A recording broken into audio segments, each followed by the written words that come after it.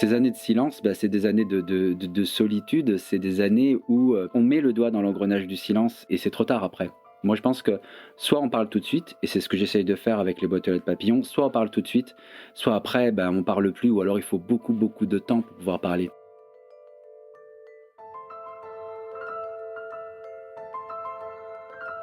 Bienvenue dans Mère, le podcast du média Les Louves qui accompagne les femmes dans la maternité depuis 8 ans. Je suis Marine Defresne, cofondatrice des Louves, journaliste et maman de 2 enfants, et j'aime au plus haut point la plongée dans l'intime et dans le secret de nos vies de femmes que nous offrent les podcasts. Ici, on explore ce que c'est de devenir mère et tout ce que ça transforme en nous, dans nos corps, nos cœurs, notre identité, notre couple et notre place dans la société, à travers des témoignages à cœur ouvert, des histoires extraordinaires et des conversations passionnantes.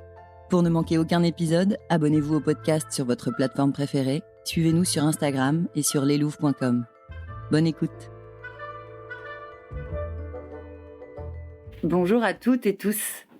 C'est un épisode spécial que j'enregistre aujourd'hui. Je suis très heureuse de participer à la 3e édition du Podcaston. Pendant une semaine, plus d'1 millier de podcasts vont mettre en avant une association caritative de leur choix. Et moi, j'ai le plaisir d'accueillir aujourd'hui l'association Papillon, avec son président, Laurent Boyer. Alors, l'association Papillon, depuis 2018, cette association installe des boîtes aux lettres dans les écoles primaires et les clubs de sport pour permettre aux enfants victimes d'abus sexuels ou de maltraitance d'écrire ce qu'ils ne peuvent pas dire. C'est votre baseline. Cette idée, c'est celle de Laurent Boyer, un père, chef de service de police, qui a gardé le silence pendant 30 ans sur les viols qu'il avait subis enfant de la part de son frère aîné. Fondateur et président bénévole de l'association, il a accepté de venir nous raconter son histoire. Il nous parle du silence qui semble protéger mais qui tue à petit feu, ce sont ses mots, de ce que c'est que de devenir adulte et père avec le poids de ce passé, de la famille qui exclut les victimes qui osent parler, du chemin pour guérir et de sa façon de tendre la main aux enfants en leur donnant des outils pour se sauver et se soigner. Je vous souhaite une bonne écoute. Bonjour Laurent. Bonjour Marine. Merci d'être là. Alors tu as mis 30 ans à oser dire ce que tu avais subi entre 6 et 9 ans. Est-ce que tu peux nous raconter le jour où tu as pris cette décision de parler ? Qu'est-ce qui a déclenché ça ? J'ai fait ce que je sais faire de mieux, c'est-à-dire écrire, parce que même quand j'ai libéré ma parole, dire ce que mon frère m'avait fait, mais surtout, encore une fois, m'entendre dire ce qu'il m'avait fait, c'était absolument impossible. Et je crois que si j'étais resté sur cette notion de dire à voix haute, je n'aurais pas libéré ma parole. Et en fait, j'ai déposé une lettre sur la table de la cuisine avant d'aller me coucher, une lettre adressée à celle qui, quelques mois après, devait devenir mon épouse, où je lui ai expliqué que, vu qu'on allait se marier et construire ensemble, il était temps pour moi d'apparaître devant elle sans masque. Qu'est-ce que j'ai ressenti ? Je m'en rappelle très bien, parce qu'en fait, c'est un saut dans le vide, en fait. Il faut imaginer ce que c'est que d'avoir gardé le silence pendant 30 ans, sur ce qu'on a vécu, et puis tout d'un coup libérer sa parole, enlever tous les masques qu'on a accumulés pendant toute sa vie, pour pas qu'on nous pose trop de questions parce qu'on n'avait pas les réponses, qu'on n'avait pas envie de répondre, pour pas justement apparaître sans masque parce qu'on se trouve laid quand on a été victime de ce genre de violence.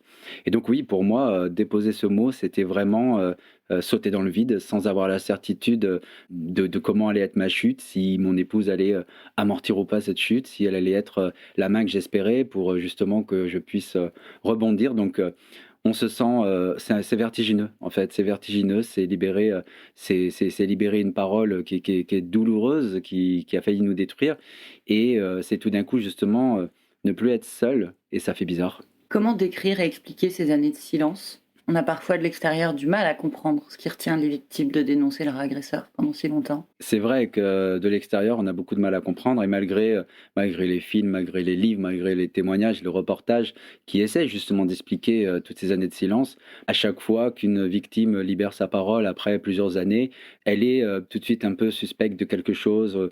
On la croit pas parce que dans l'esprit de tout le monde, quand on est victime, ça semble tellement facile de pouvoir dire j'ai été victime. Alors ça l'est sûrement pour un cambriolage, pour un accident, etc. Mais pour ces faits-là, ces années de silence, c'est des années de solitude, c'est des années où on met le doigt dans l'engrenage du silence et c'est trop tard après.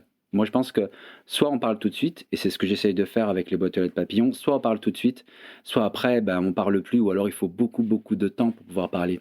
Et moi, il m'a fallu 30 ans, et c'est vraiment 30 ans où se met en place cet engrenage, c'est-à-dire que on garde le silence parce qu'on a honte de ce qu'on nous a fait, de ce qu'on a supporté et accepté. Ensuite, cette honte, elle se transforme en sentiment de culpabilité en grandissant, parce qu'on se rend compte qu'en grandissant, on comprend ce dont on a été victime, et on oublie qu'on a été en enfant et on regarde ça avec notre regard d'adulte en se disant: «C'est pas possible, comment j'ai pu accepter ça?» et du coup, on se sent aussi coupable que nos agresseurs, complices d'avoir rien dit. Donc il y a ce sentiment de culpabilité, de honte et puis ça entraîne forcément derrière le silence et c'est un engrenage dont on ne se sort pas et ces années de silence pour beaucoup de victimes, c'est des années, où on marche sur un fil, toujours, à 2 doigts de tomber du mauvais côté. Il y a beaucoup de victimes qui sont dans les addictions, qui sont, dans l'alcool, la drogue ou même malheureusement des femmes qui, reproduisent ce schéma de victime parce que finalement, elles se dissocient de leur corps, et donc souvent malheureusement des femmes qui ont été violées dans leur enfance se retrouvent dans des violences conjugales, se retrouvent, violées une fois qu'elles sont adultes parce qu'elles se dissocient de ce corps qui pour elles ne représente plus rien et auquel elles ont envie de faire du mal. Donc ces années de silence, c'est des années, quelque part, je pense, encore plus terribles que le mal qu'on nous a fait. C'est vraiment des années où on a l'impression qu'on s'en sortira jamais, on n'est pas à la même vitesse que les autres, on n'a pas les mêmes chances que les autres et puis on vit avec cette chose terriblement lourde en nous qui nous, fait, ployer souvent sous le regard des autres et qui nous fait, vraiment avoir du mal à rester debout. Tu m'as dit ce silence semble protéger, mais il nous tue. Comment, toi, ça t'a affecté? Comment ça s'est traduit? Est-ce que ça t'a empêché d'avancer? Est-ce que tu as eu aussi des comportements, des addictions, des choses qui ont fait que ta vie n'allait pas dans le sens que tu aurais voulu? Alors effectivement, on se réfugie dans le silence parce que c'est une solution de facilité et on croit que ce silence va nous protéger, mais au final, ce silence, il finit par nous asphyxier et c'est lui aussi qui finit par nous tuer. Et ben moi, ce silence, il m'a entraîné dans mes 20 ans au bord de la mort, hein, parce que j'ai voulu me suicider parce que pour moi, la vie, ça pouvait pas être ça, c'était pas du tout conforme à ce qu'on m'en avait dit. Et je n'ai pas sauté de ce pont à Lyon, justement parce que je me suis rendu compte que j'avais pas laissé de l'être et que du fait, déjà que ma vie n'avait pas servi à grand chose, alors ma mort allait servir encore à moins de choses. C'est des énormes difficultés de relations sexuelles avec ses partenaires, c'est la multiplication des partenaires, et encore moi, je pense que je fais partie de ceux qui s'en sont le mieux sortis. J'ai pas plongé dans l'alcool, dans la drogue, etc. Mais c'est toujours cette sensation de pas avoir droit au bonheur. Donc dès qu'on touche un petit peu le bonheur, c'est de tout faire pour le casser. C'est de tout faire pour que finalement on puisse se dire voilà quoi, j'y arriverai jamais. Voilà, j'ai été victime, je serai victime tout le temps, je m'en sortirai pas. Et quelque part, sans le faire exprès, et à cause de ce silence, on entretient cet état de victime en nous qui fait qu'on a l'impression qu'on n'arrivera jamais à rien. Voilà, c'est ce que j'essaye toujours de dire, c'est qu'il y a un bout du tunnel. Donc on reste victime tant qu'on n'a pas parlé. On reste victime tant qu'on n'a pas parlé, ça c'est sûr. On reste victime tant qu'on n'a pas décidé que c'était fini, tant qu'on n'a pas décidé que, allez, on pose le poids de tout ça sur la table et c'est plus à nous de porter ce poids-là. Ce fardeau, c'est à nos agresseurs et nous, on reste victime tant qu'on décide pas de relever la tête et de se dire, c'est définitivement, c'est pas de ma faute et c'est pas à moi d'avoir honte. Mais ça, c'est tellement plus facile à dire qu'à faire et je suis le premier à le savoir. Alors comment ta future épouse à l'époque a réagi? Et comment ta famille a réagi? Moi, je m'étais préparé, ma future épouse, à 2 façons de réagir. Soit, elle me croyait pas ou elle était plutôt gênée par ce que j'avais écrit et j'enterrais ça définitivement, je le ressortais plus jamais. Soit elle décidait de m'accompagner et c'est ce qu'elle a fait. Elle est revenue avec cette lettre dans la main en me disant que déjà en pleurant et en me disant qu'elle serait là, qu'elle me croyait, qu'elle serait là pour m'aider, quel que soit ce que j'étais prêt à faire, quoi. Donc ça m'a donné beaucoup de force pour pouvoir continuer, le processus de libération de la parole parce qu'effectivement, elle, c'était juste, la porte d'entrée vers cette libération totale de la parole. Ce qui était important pour moi, c'était ma famille. Donc avec ma famille, j'ai fait comme j'ai fait avec mon épouse, j'ai envoyé des lettres. J'ai envoyé une lettre, puisque j'étais loin d'eux, j'ai envoyé une lettre à mes parents, j'ai envoyé une lettre à une de mes sœurs et j'ai envoyé une lettre à ma belle-sœur, la femme de mon frère, pour qu'elle sache avec qui elle couchait, avec qui elle dormait. Mes parents, m'ont rappelé, quelques jours après avoir reçu la lettre et j'avoue que là, j'étais préparé à beaucoup de choses. J'étais préparé à ce qu'on me croie pas, j'étais préparé à ce qu'on me croie, à plein de choses. Par contre, j'étais pas du tout préparé à ce que ma mère me dise: «Je te crois» parce que je m'en suis toujours douté. Et ça, j'avoue que, cette notion de me dire j'ai envoyé beaucoup de signaux à ma mère, à ma famille, des signaux d'isolement, des signaux alors que j'étais avant un enfant très extraverti, plein de vie, des signaux d'isolement, vraiment des signaux d'enfermement dans ma chambre et cetera. Donc je pensais avoir envoyé des signaux, mais je ne leur en voulais pas de ne pas les avoir vus parce que je me disais: «Au final, si je veux qu'on m'aide, j'ai qu'à parler» et puis de me rendre compte que finalement ces signaux que j'avais envoyés et pour lesquels j'avais passé ma vie à me dire: «On les a pas vus, ces signaux-là», je me suis rendu compte que oui, ma mère les avait vus et elle a rien fait de plus. Et ça, pour moi, ça a été un moment extrêmement compliqué. Je pense même que j'ai transféré ma colère de mon frère à ma mère parce que, pour moi, c'était incompréhensible que ma mère me dise qu'elle me croyait parce qu'elle s'en était toujours doutée. Et le reste de ma famille m'a dit que je faisais plus partie de la famille. C'est ce qui arrive malheureusement quasiment dans 70 ou 80% des cas pour les victimes qui libèrent leur parole, c'est on fait plus partie de la famille. Mais j'ai eu beaucoup de mal à digérer ce que ma mère m'avait dit et je crois que ça a complètement bloqué le processus de libération de la parole que j'étais en train d'entamer. Déjà, j'ai été très en colère contre ma mère. Puis en fait, je me suis dit, en fait, si c'est ça, libérer sa parole, ça change rien, quoi. Parce que j'arrivais toujours pas à dire à voix haute ce que mon frère m'avait fait. J'étais toujours dans cette même émotion, ces mêmes larmes. Donc je me suis dit, ça sert à rien de libérer sa parole au final. Si c'est ça, ça sert à rien. Ma mère a complètement bloqué et il m'a fallu 2-3 semaines avant de la rappeler pour lui dire ce que je pensais de cette phrase-là, quoi. Comment t'as débloqué cette situation pour toi? Déjà, j'ai rappelé ma mère pour avoir une explication et malheureusement, et je dirais que le corps humain est très très bien fait, malheureusement, quand j'ai rappelé ma mère, je suis tombé sur mon père quelques jours avant mon appel et donc quelques jours après ma libération de parole. Ma mère a fait, semble-t-il, d'après les médecins plus tard, une sorte de micro-AVC qui l'a plongé dans la maladie d'Alzheimer. Et quand je l'ai appelée, dans l'esprit de ma mère, je n'avais plus que 2 ans. Elle avait perdu une mémoire telle que j'avais plus que 2 ans pour elle. Bah forcément, j'étais pas victime. Dans la vie, tout allait bien parce que j'avais plus que 2 ans et ma mère est morte d'ailleurs de la maladie d'Alzheimer. Comment j'ai débloqué ça? Bah encore une fois, grâce à mon épouse qui m'a dit un soir de Noël ou de 24 décembre où j'étais pas bien parce que j'avais libéré ma parole. Enfin, pour une fois, j'ai essayé d'aller voir des psys. J'en ai vu 2-3 en même temps, enfin à la suite, mais ça ne fonctionnait pas. Et mon épouse m'a dit, bah, t'as qu'à faire ce que tu sais faire le mieux, écris. Et effectivement, j'ai écrit ce qui deviendra ensuite le témoignage que j'ai publié qui s'appelle Tous les frères font comme ça. Et là, oui, là pour moi, ça a été une libération totale et il m'a fallu 24 heures pour écrire ce livre d'un trait, dans des conditions difficiles, quasiment parfois en vomissant, en me tournant la tête et en voyant sur le canapé, comme si le canapé devenait le lit, et en me voyant et en comprenant que finalement, en fait, en me réconciliant avec moi-même, en comprenant que finalement, ben, je pouvais rien faire, parce que qu'est-ce que je pouvais faire, moi, tout petit que j'étais à 6 ans, face au corps de mon frère.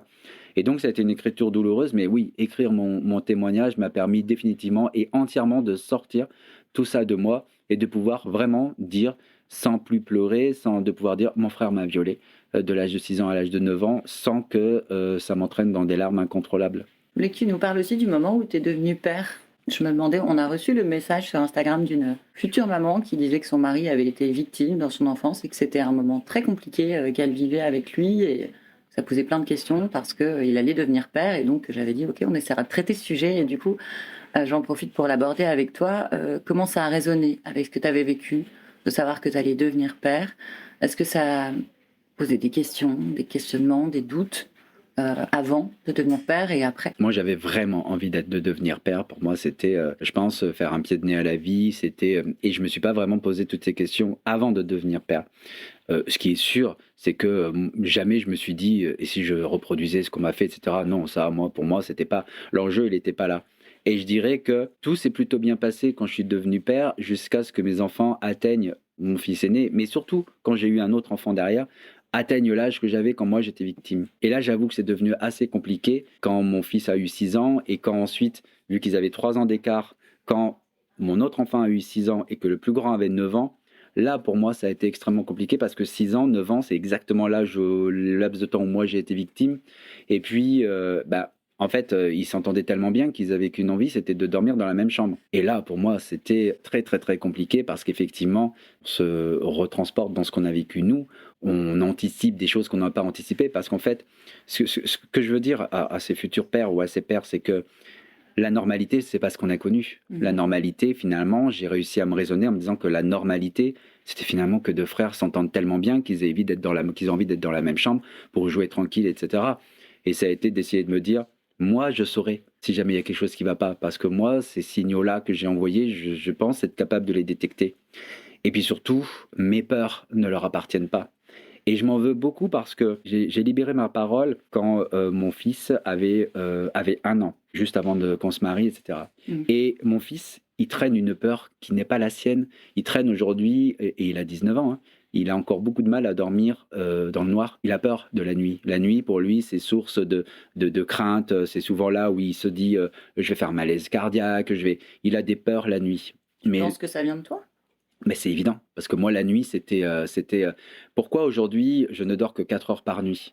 Pourquoi j'ai passé toute ma vie à m'endormir au bout de la fatigue à 2 heures, 3 heures du matin? Parce que pour moi, la nuit, c'était le danger, parce que ça voulait dire se réveiller. Or, c'est le matin que mon frère m'agressait sexuellement à chaque fois. Donc pour moi, m'endormir, c'était potentiellement devenir la proie de quelque chose qui après n'existait plus, mais qui était toujours ancré en moi. Donc cette peur de dormir, cette peur de la nuit, cette peur du noir, cette peur de... Je l'ai transmise à mon fils. Et c'est là où je dis que si on a quelque chose à libérer, il faut le libérer notamment avant qu'on ait des enfants. Parce que on transmet des choses qui n'appartiennent pas à nos enfants, qui nous appartiennent à nous. C'est pas l'histoire de nos enfants. Et même quand on a été victime, c'est notre histoire, c'est pas la leur. Moi, je crois qu'il faut se faire confiance quand on va devenir père et quand on devient père. On sait parfaitement reconnaître les signaux. Et puis surtout, il faut se répéter que ce qu'on a vécu, ce n'est pas la normalité. Est-ce que tu as eu une discussion avec tes fils? Est-ce que tu as attendu un certain âge pour leur en parler par toi-même? Alors j'ai attendu la publication de mon livre. J'ai attendu surtout parce que même à la publication de mon livre, c'était bon, en 2017 quand mon témoignage a été publié, on parlait pas beaucoup encore. Il y avait la vague MeToo allait venir quelques mois après. Je crois qu'à part Andrea Bescon, sur le moment, à part Andrea Bescon et Flavie Flamand, on n'était pas nombreux à parler de ça publiquement. Je faisais des médias, mais pas encore suffisamment pour me dire il faut que je les prévienne, etc. Ils avaient quel âge? Ils avaient, c'était en 2017, donc il y en avait un qui avait 12 ans et l'autre 9 ans. Et puis, bon, j'ai commencé à faire de plus en plus de médias.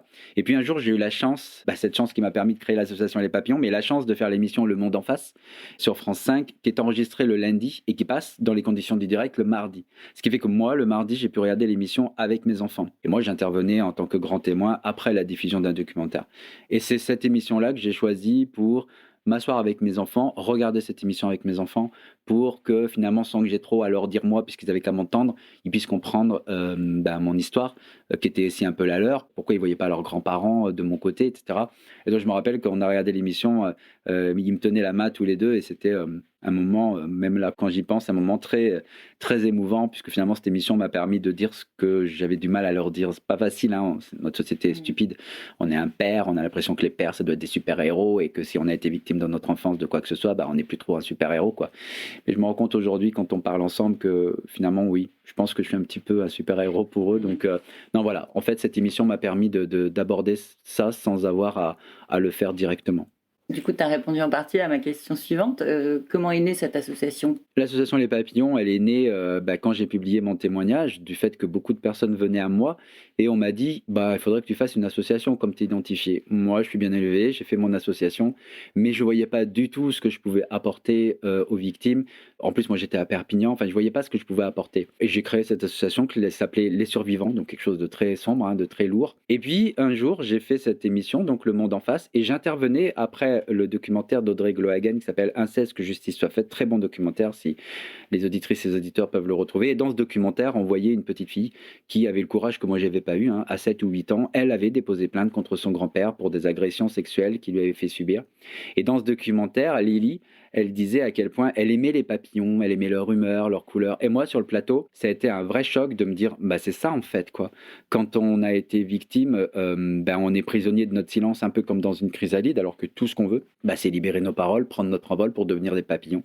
Et sur ce plateau du Monde en face, tout s'est mis en place. C'est-à-dire revenir à ce que j'avais été, un enfant, victime, revenir à ce que j'avais vécu, c'est-à-dire cette impossibilité à dire ou à m'entendre dire ce que j'avais vécu, mais me rappeler que j'écrivais un journal intime, et donc que l'écrit pour moi était salvateur, et puis me rappeler qu'il y avait 2 endroits où j'espérais une main tendue sans oser la demander, c'était mon école et mon club de sport. Et donc en faisant le mix de tout ça, est née l'association Les Papillons et cette nécessité de trouver un outil qui permette aux enfants de libérer leurs paroles par l'écrit en s'installant le plus près d'eux. Et puis finalement, quoi de mieux qu'une boîte aux lettres papillons? Les enfants, ça écrit des lettres au Père Noël, etc. Quoi de mieux qu'une boîte aux lettres papillons? Donc ces boîtes aux lettres papillons sont nées. Oui. Donc, c'est des boîtes aux lettres que vous proposez d'installer dans les écoles, dans les clubs sportifs. Je précise plutôt les écoles primaires parce que vous adressez du coup aux enfants qui n'ont pas forcément de téléphone, Oui. qui n'osent pas encore parler, qui n'ont pas forcément les mots pour dire ce qui leur arrive. Comment ça fonctionne? On dépose n'importe quel petit papier, on écrit ce qu'on veut et comment c'est traité après? Alors, c'est un process très rigoureux. On signe des conventions avec les municipalités, puisque les écoles primaires appartiennent aux municipalités. Alors, c'est vrai qu'on a un dispositif adapté pour les collèges et les lycées, mais ce n'est pas le cœur de notre cible, de notre mission. C'est vraiment les primaires, comme tu l'as dit, qui n'ont pas accès à un téléphone. Donc, on signe une convention avec les municipalités et au terme d'un process très rigoureux, il y a des personnes qui que l'association forme à aller expliquer, qui sont désignés par la mairie et qui vont expliquer le dispositif aux enfants lors du temps périscolaire. Et on les forme, nous, à savoir expliquer ce dispositif. On les forme aussi à la détection des signaux de maltraitance et au recueil de la parole. Et puis la mairie désigne aussi des personnes ce qu'on appelle les personnes de confiance, qui, au moins 2 fois par semaine, vont aller voir s'il y a du courrier dans les boîtes aux lettres. Donc la plupart du temps, ce sont des policiers municipaux. Et ce sont eux qui récupèrent ces mots et qui nous les scannent et les envoient via une adresse mail sécurisée à notre pôle psychologique composé des psychologues salariés de l'association. Et quand on pose une boîte aux lettres papillon, on installe à côté un petit distributeur de mots avec des mots pré-remplis qui permettent bien aux enfants, comme on leur dit souvent, de nous mettre leur nom, leur prénom, puisqu'on passe notre temps à leur répéter que s'ils nous écrivent, c'est qu'ils ont besoin d'aide et que pour être aidés, on a besoin de savoir qui ils sont. Et effectivement, dans la sensibilisation, on leur dit qu'à partir du moment où ils ressentent une émotion négative, ils peuvent nous écrire. Mais dans ce temps de sensibilisation, on leur parle des violences psychologiques, des violences physiques, du harcèlement scolaire, du cyberharcèlement, et on leur parle aussi, bien évidemment, des violences sexuelles. Il y a des chiffres qui ont été publiés justement sur les messages que vous avez reçus en 2023. Plus de 30 000 messages, c'est ça, Oui. récoltés dans 277 boîtes aux lettres. Quelle est la part de messages qui concernent, je ne sais plus si tu as les statistiques, je les ai plus précisément en tête, entre le harcèlement scolaire, la maltraitance, les violences à l'école ou les violences intrafamiliales et les abus sexuels? Alors, c'est vrai que quand on a installé ces boîtes aux lettres, tout le monde m'a dit, mais en fait, pourquoi tu limites pas aux violences sexuelles, puisque c'est ce dont tu as été victime. Et moi, j'ai dit qu'il était hors de question qu'on dise aux enfants, ah non, toi, tu peux pas nous écrire, tu as été victime de violences physiques, non, tu peux pas nous écrire. Bon, on a bien fait, parce qu'en fait, 50% des mots qu'on reçoit traitent du harcèlement en milieu scolaire ou du cyberharcèlement, avec une grande part de ce harcèlement qui est déjà un peu sévère, notamment en primaire. Ensuite, on a une vingtaine de pourcents qui traitent de violences physiques, qui sont beaucoup ce qu'on appelle d'une façon stupide les violences éducatives ordinaires, beaucoup de punitions, parfois très très lourdes, des enfants interdits de sortir tout un week-end, qui sont obligés de creuser des petites caches dans leur placard pour se mettre de la nourriture parce qu'ils n'ont pas le droit de manger, juste parce qu'ils ont eu une mauvaise note ou qu'ils ont fait tomber de l'eau sur un tapis. Et puis 13% des mots qu'on reçoit, c'est effectivement des mots de violences sexuelles, qui sont pour une bonne majorité des violences sexuelles intrafamiliales. Donc face à tous ces messages, il faut faire un tri entre les Oui. enfants en danger immédiat, Oui, où là il va ça y c'est le avoir un rôle de nos signalement, psychologues, oui, tout à fait. Nos au psychologues, procureur. quand elles reçoivent les mots, les analysent, les traitent, et c'est un long travail parce qu'on en reçoit.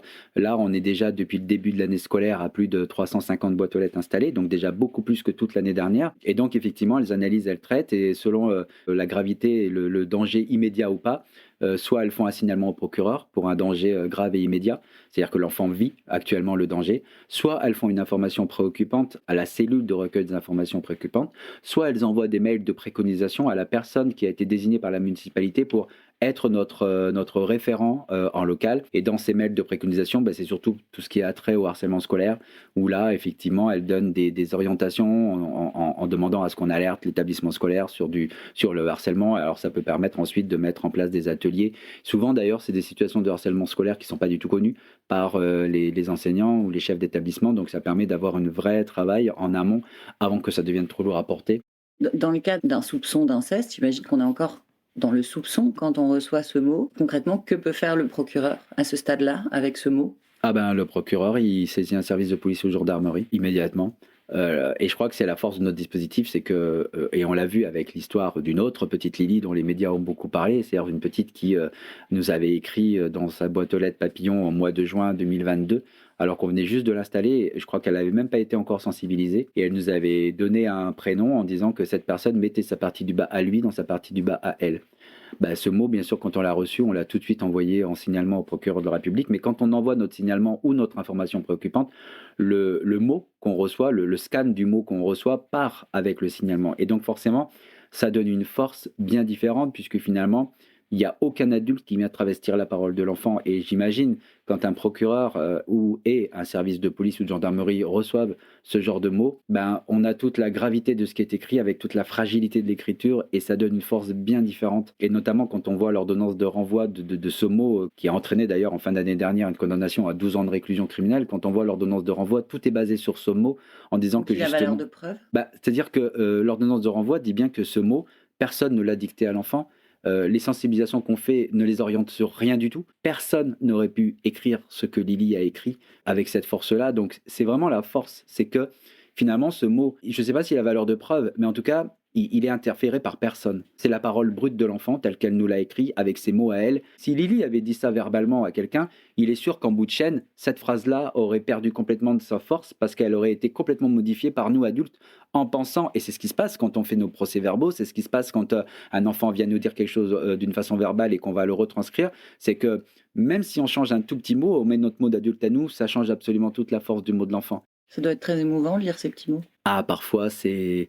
Bon, maintenant, moi, je les lis plus trop. Au tout début, c'était moi qui les lisais. Mais dans des situations un peu compliquées, il y a des échanges avec nos psychologues.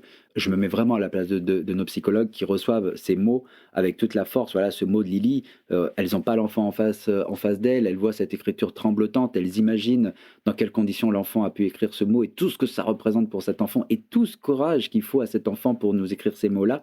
Oui, il y a des mots qui sont même des mots où les enfants nous écrivent les violences, les punitions qu'ils subissent, les coups qu'ils reçoivent, etc. Malheureusement, quand on entend les faits divers, on se dit c'est pas possible, les parents peuvent pas faire ça. Nous on voit tous les jours, quasiment tous les jours, des parents qui maltraitent leurs enfants pour une punition en pensant que c'est comme ça qu'on éduque son enfant. Donc vraiment oui, on lit des choses qui sont pas toujours faciles à lire, mais voilà, c'est la mission de l'association et de nos psychologues.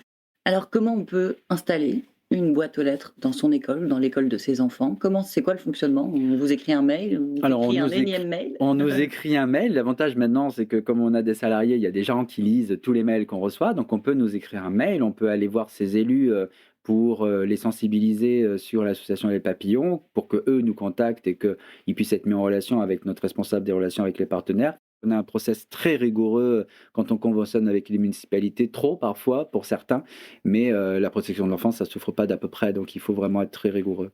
Donc c'est plutôt par la municipalité que, par exemple, un chef d'établissement scolaire? On peut faire des conventions directement avec les établissements scolaires, mais comme on a toujours nos perpétuelles difficultés avec l'éducation nationale, puisque nous n'arrivons pas à avoir notre agrément national pour faire les sensibilisations pendant le temps scolaire, c'est pour ça que on préfère passer par les municipalités, puisque les municipalités, les écoles primaires leur appartiennent, et le temps périscolaire pendant lequel on fait nos sensibilisations leur appartient.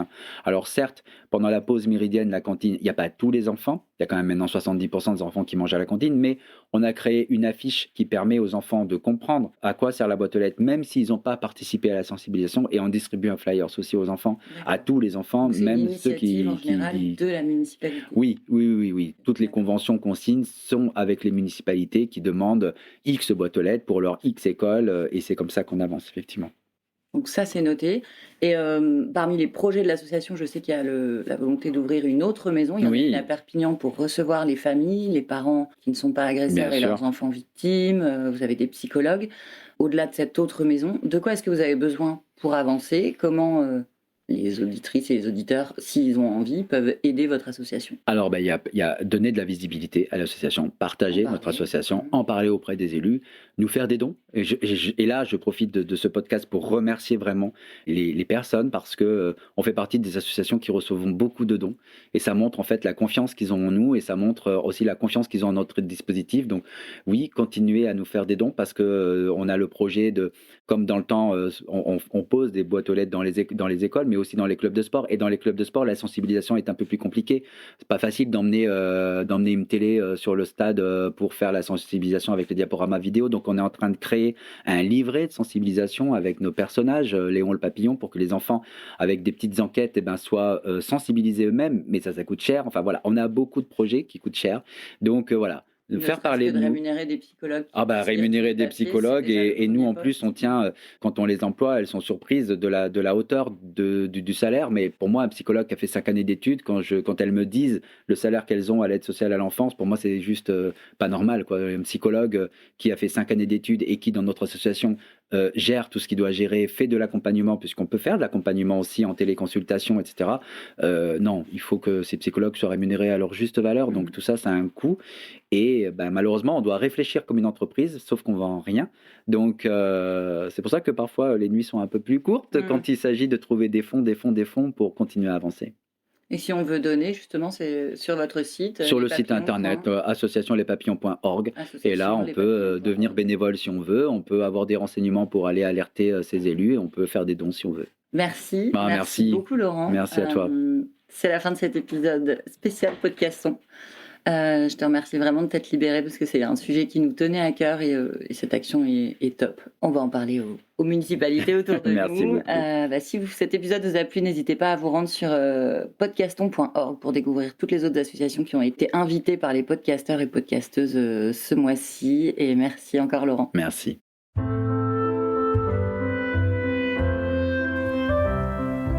C'était un nouvel épisode de Mère, le podcast du média Les Louves. J'espère qu'il vous a touché ou inspiré.